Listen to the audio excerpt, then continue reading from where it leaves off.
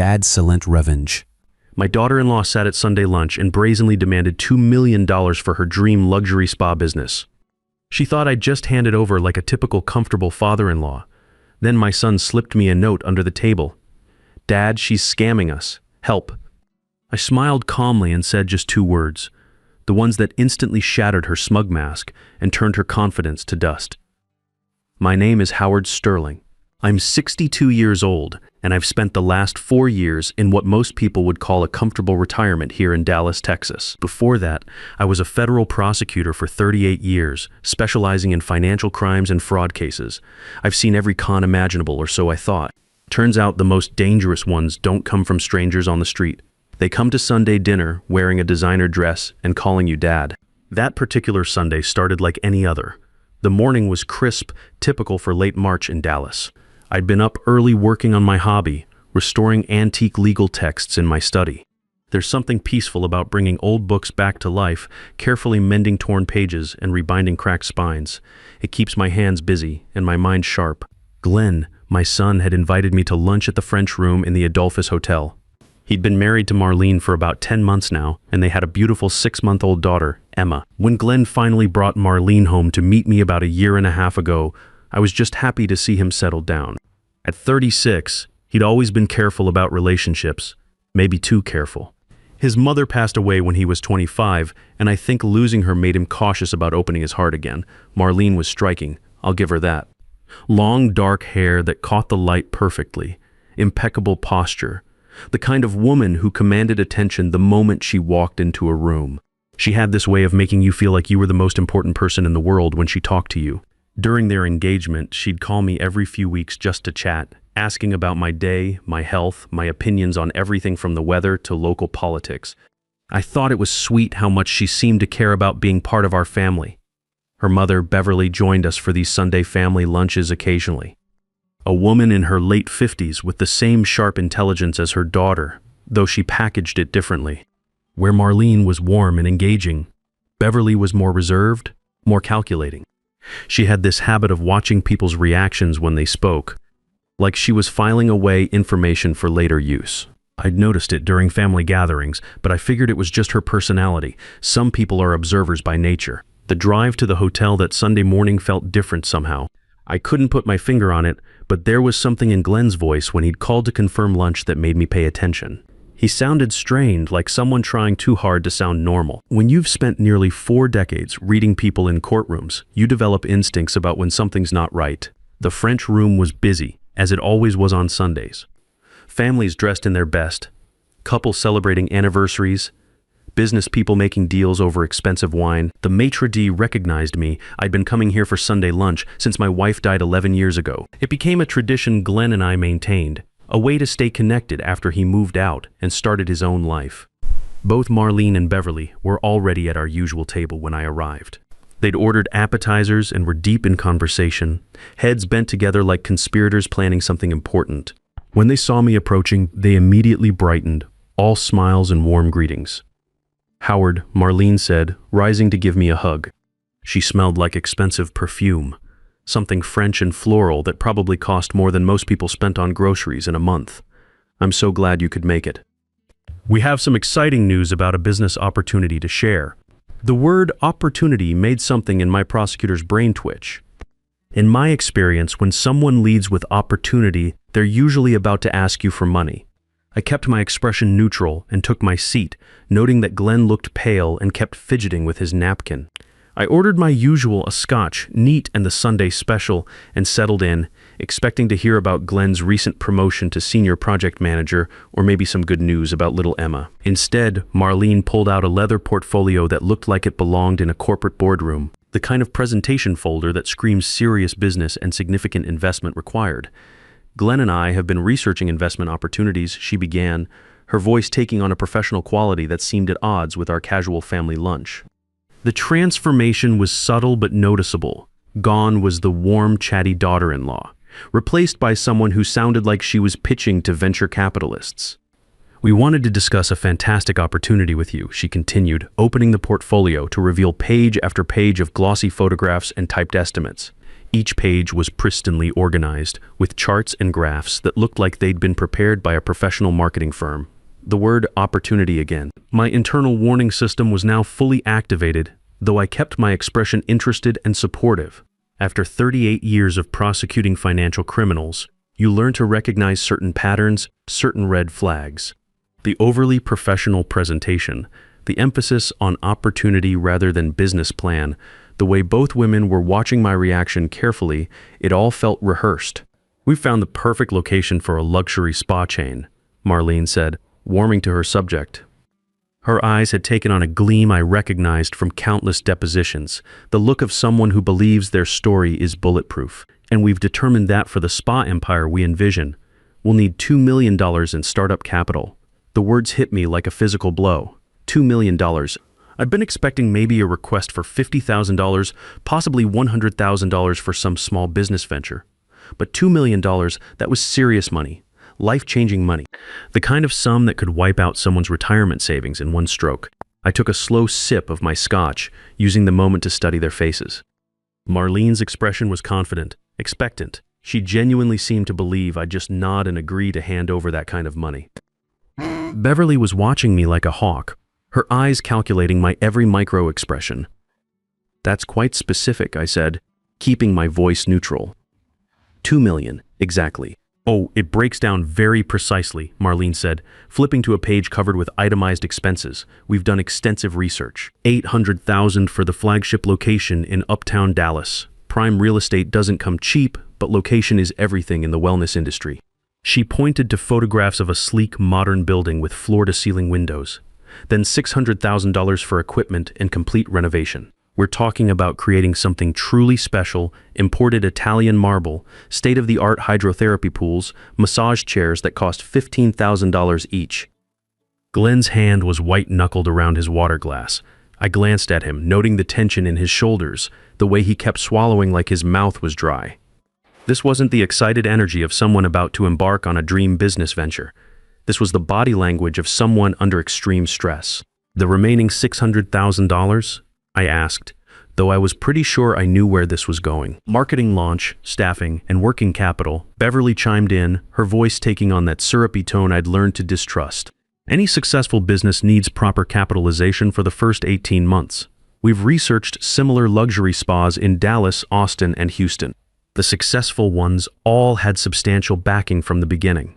She pulled out what looked like a professional market analysis, complete with charts showing projected revenue streams and profit margins. Everything looked legitimate, polished, expensive to produce, but something about it felt off. The numbers were almost too perfect, too optimistic. "And you're sharing this opportunity with me because I asked, though I suspected I already knew the answer." Marlene leaned forward, her smile broadening. "Well, Howard, you've always been so supportive of our family, and Glenn mentioned that you've done well for yourself over the years. We thought you might want to be part of securing Emma's financial future." There it was, the emotional manipulation disguised as family consideration. Bringing Emma into it was calculated. What grandfather wouldn't want to secure his granddaughter's future? But demanding $2 million over lunch and calling it a family investment? That was something else entirely. Plus, Beverly added, "This isn't just about charity. This is a legitimate business opportunity. We've projected a 25% annual return on investment. Your $2 million could become $2.5 million by the end of the first year. 25% annual return. In today's market, that was either wildly optimistic or complete fantasy. Legitimate businesses rarely guarantee returns like that, and the ones that do usually come with enormous risk." I picked up the menu, pretending to study it while my mind raced. Everything about this felt wrong. The overly professional presentation, the specific dollar amount, the way they'd ambushed me with this at a family lunch instead of calling ahead to discuss it properly. Most telling of all was Glenn's obvious discomfort. "This is quite a presentation," I said mildly. "Have you considered what Glenn thinks about this investment level?" "Glenn wants our family to succeed," Marlene said quickly, her hand sliding over to cover his. He didn't return the gesture, didn't even look at her. "Don't you, honey?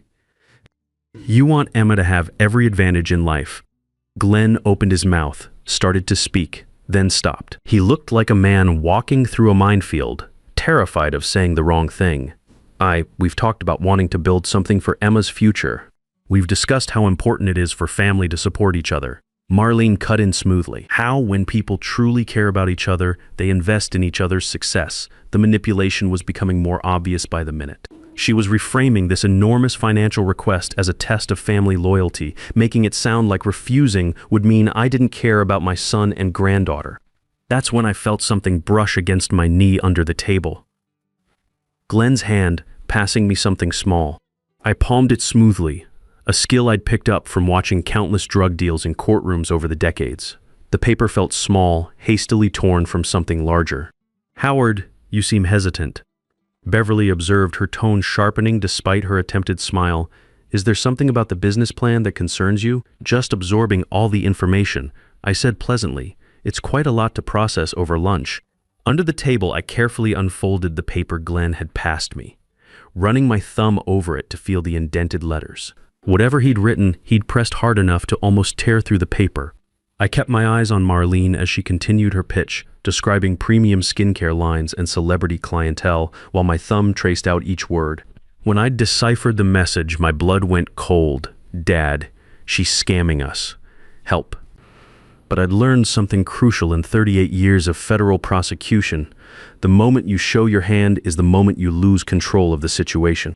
So I smiled, nodded at appropriate moments, and listened to Marlene's increasingly aggressive pitch while my mind processed everything Glenn had just told me in 6 words.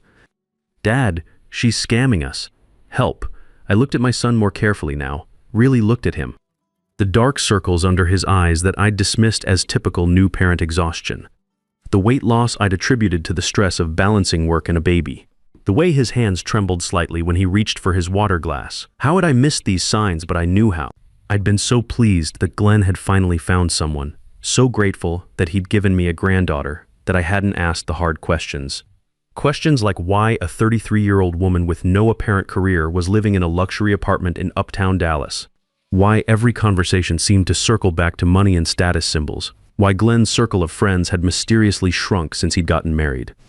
"You're awfully quiet, Howard," Beverly observed, her tone carrying a sharp edge despite the attempted smile. I shifted my attention to her, seeing her clearly for the first time. Another detail I'd overlooked, the way she orchestrated these family interactions, always present, always managing the flow of conversation. This wasn't a supportive mother offering guidance to her daughter. This was a business partnership. "Just thinking," I said pleasantly, taking another sip of my scotch. "Thinking about what?" Marlene's voice had an edge to it now. The sweet, warm tone was cracking around the edges. "About whether your spa is worth $2 million. The silence that followed was electric. I could see Marlene's mask slipping, revealing something harder underneath. The anger when someone didn't immediately capitulate to her demands. I'd seen this exact expression before, in different contexts with different criminals, but the pattern was always the same. The escalating demands, the emotional manipulation, the way they prepared narratives to make anyone who questioned them into the villain. "I'm thinking about the details," I continued, my voice conversational. "All the details. What details?" Marlene's smile was becoming more forced by the second. "All of them." I set down my glass and looked directly at her. $2 million is a significant sum. I assume you have detailed contracts from all these vendors. Signed agreements, proof of the quoted prices. The silence at the table was sudden and complete. I could hear conversations from other tables, the clink of silverware against plates, the soft jazz playing in the background, but at our table, nothing. Beverly recovered first, though her voice was slightly strained. "Well, naturally, we're still in the preliminary planning stages. So you're asking for $2 million based on estimates." I kept my tone matter of fact. No contracts, no guarantees, just projections. Marlene's cheeks were flushing pink. "It's not about paperwork, Howard. It's about trust. It's about family." "Actually," I said, leaning back in my chair, "when someone asks me for $2 million, it's absolutely about the paperwork." I could see her recalculating, trying to figure out which approach would work. The sweet daughter-in-law routine had failed. The family loyalty angle wasn't landing. Now she was moving towards something else, something more desperate. "Maybe this was a mistake," she said, her voice developing a slight tremor. "Maybe Glenn and I should just forget about providing financial security for Emma. Save everyone the trouble of having to make hard decisions about family." It was a masterful piece of manipulation. Make me the villain for asking reasonable questions about an unreasonable request. Paint herself as the victim who just wanted to build a better future for her daughter. Force Glenn to choose between his wife's dreams and his father's unreasonable demands. Glenn's hand jerked toward her, then stopped mid-motion. I could see the conflict written across his face, the desperate desire to fix this situation, to make everyone happy, even though he'd just told me she was running a con. This was the moment. I could let this play out, watch my son make a potentially catastrophic mistake. Or I could do what I'd done for 38 years in federal court, cut through the lies and force the truth into the light. I smiled. It was the same smile I used to give defense attorneys who thought they were being clever, right before I introduced the piece of evidence that demolished their entire case. "Prove it?" I said quietly. Marlene blinked. "What, prove it?" "Prove that this spa actually costs $2 million. Show me detailed estimates from real vendors, with real company names and tax identification numbers. Show me signed proposals with actual dates and signatures. Show me anything that demonstrates this isn't just a number you pulled from thin air." Her mouth opened and closed like a fish out of water. Beverly's eyes had gone hard, calculating. "You have 72 hours, I continued, pulling out my phone and making a show of setting a calendar reminder. 3 business days to provide documentation for every single dollar you're requesting. If this spa truly costs $2 million and represents a legitimate business opportunity, proving it should be simple." "This is insulting," Beverly hissed, her mask of southern charm finally slipping completely.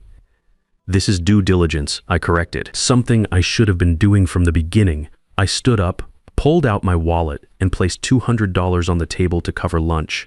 Then I looked directly at Glenn. "Son, I need to speak with you privately." Marlene's hand shot out to grab Glenn's arm. "Glenn, you don't have to listen to this. This is your father trying to control your life." "Yes," I said quietly, meeting her eyes. "He does have to listen, because this is my son, and I will not stand by and watch him be manipulated. Not anymore." The look Marlene gave me then was pure hatred. In that moment, all pretense dropped away, and I saw exactly who she really was. Not the loving daughter-in-law who'd been calling me every few weeks to chat. Not the devoted mother worried about her daughter's future. Just a predator who'd been caught in the act and was furious about it. I walked out of that restaurant with Glenn behind me, and for the first time in 4 years of retirement, I felt the old fire burning again. The thrill of the hunt, the pursuit of justice. Someone had tried to con my son and use my granddaughter as emotional leverage. They'd picked the wrong family. Glenn sat in my study for 3 hours that evening, and I watched my son unravel the story of the past 10 months like he was pulling apart a badly stitched seam. We sat in the leather chairs by the fireplace, the same chairs where I'd helped him with homework 20 years earlier, where we'd had the talk about his mother's cancer diagnosis, where he told me he was getting married. "It started so gradually," he said, staring at his hands. "Right after Emma was born, Marlene began talking about providing for our daughter's future, about not wanting to just be comfortable, but wanting to be really successful. I poured him a whiskey from the bottle I keep for special occasions and serious conversations. He needed it. When did the specific money talk start? About 2 months ago. She showed me articles about successful spa chains, talked about how much money we could make. Said Beverly had connections in the beauty industry from her previous work. Beverly, I'd suspected something was off about their relationship from the beginning. Mother and daughter, but operating more like business partners. The isolation was so subtle I didn't even notice it happening. Glenn continued, "My college friends suddenly weren't good influences. Your Sunday dinners were cutting into family time with Emma. Before I knew it, the only people we saw regularly were Marlene and Beverly. Classic isolation technique. Cut the victim off from outside perspectives, from anyone who might raise uncomfortable questions. What about money? Has she asked for specific amounts before today?" Glenn's face went pale. "How did you know? Lucky guess based on 38 years of prosecuting financial criminals. Tell me." "Car repairs after Marlene's accident last month. $8,000 for body work on her BMW. Then Beverly needed help with medical bills her insurance wouldn't cover. $12,000 for some kind of experimental treatment. And there was an investment opportunity in Beverly's friend's boutique that fell through $15,000 and $35,000 in 2 months. And Glenn, desperate to be a good husband and father, had paid every time without questioning the legitimacy of these emergencies." "Glenn," I said carefully, "has Marlene ever asked you to transfer money to accounts that weren't clearly hers? His face crumpled. The boutique investment. She said Beverly's friend's business partner handled the financial side. Gave me routing and account numbers to wire the money directly to their business account. I'd prosecuted this exact scheme in 2019. Different players, same playbook. The 72 hours I'd given her wasn't arbitrary. It was enough time for them to either produce legitimate documentation, which they couldn't, or enough time for them to panic and make mistakes trying to fake it. The next morning, I made a call I hadn't made in 3 years. Gerald Morrison, a private investigator who'd worked several of my cases when I needed information the legal system couldn't officially obtain. Howard Sterling, Gerald said when he answered, "Haven't heard from you since you retired. Missed the action?" Something like that. I need deep background on 2 women. Financial records, previous relationships, property holdings, criminal history if any. How deep are we talking? My son's wife and her mother, I think they're running a family investment scam, and I need everything you can find. Gerald whistled low. How personal is this? $2 million personal. How fast can you work? Give me the details. You'll have preliminary results by Wednesday. Over the next 3 days, Marlene's texts to Glenn became increasingly desperate. Still waiting for your father to apologize for his accusations.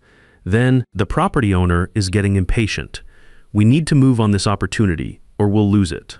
Finally, I can't believe your family doesn't trust me enough to support our future. I told Glenn not to respond yet, let them sweat.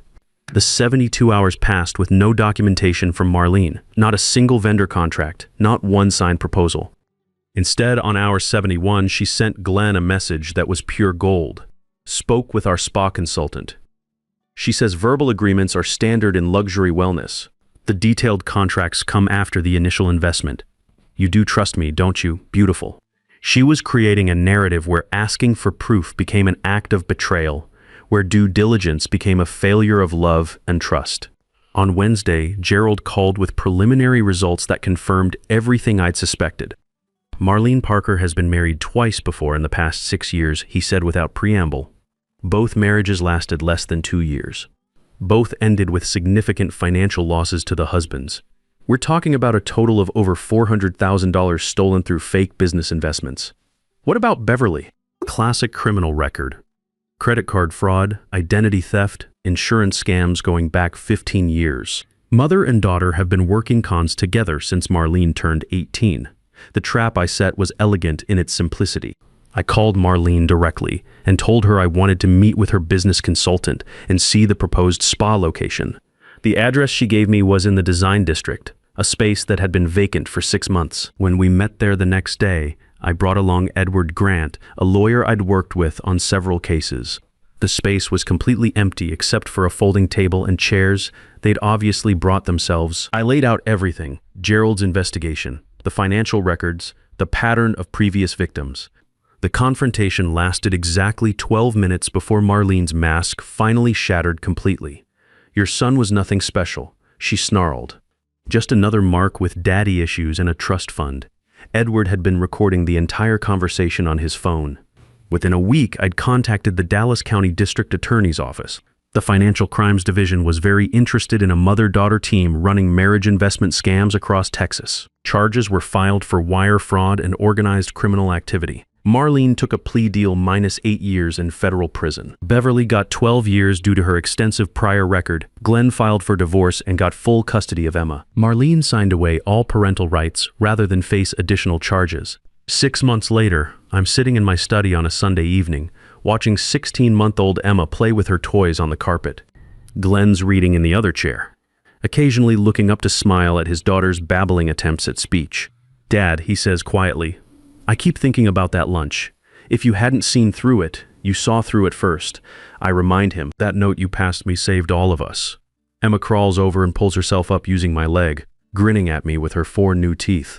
Looking at her innocent face, I feel that deep satisfaction that only comes from protecting the people you love most. When someone demands $2 million at your family dinner table, they should remember this.